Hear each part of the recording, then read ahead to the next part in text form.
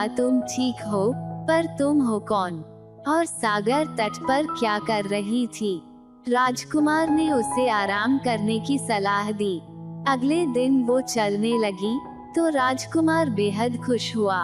उसने उसके साथ डांस किया और उसकी नृत्य कला से काफी प्रभावित हुआ।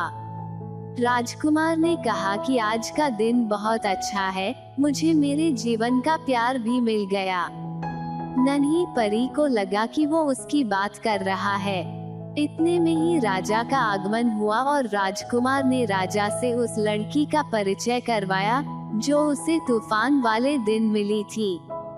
राजकुमार ने कहा कि इसी ने मेरी जान बचाई थी, मैं इससे शादी करना चाहता हूँ। राजा भी मान गए। लिटिल मरमेड का दिल टूट चुका था। यह सब देख श्रिम्प ने सागर में जाकर राजा को सब कुछ बताया। राजा ने सागर की देवी से प्रार्थना की और सतह पर चला गया। एवा की बहनें डायन के पास गई ताकि वो अपना श्राप वापस ले। डायन खुश थी कि राजा की बेटियां उसके सामने गिड़गिड़ा रही हैं।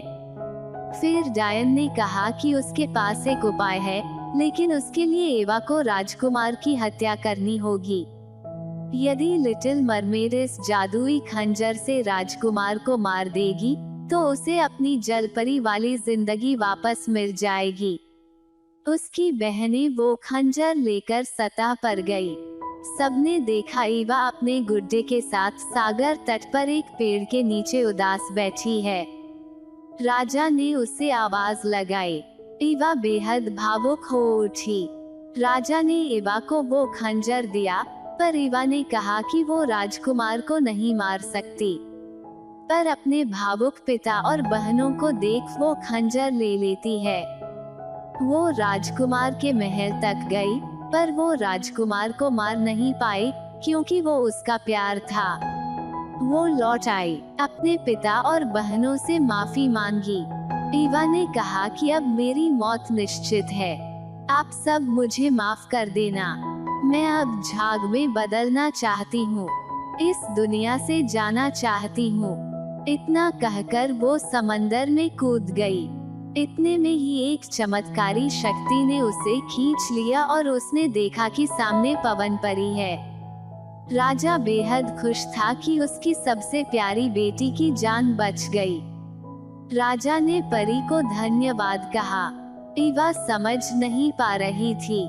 परी ने बताया कि हम आकाश की परियां हैं और तुम अब हमारे साथ परी बनकर रहोगी।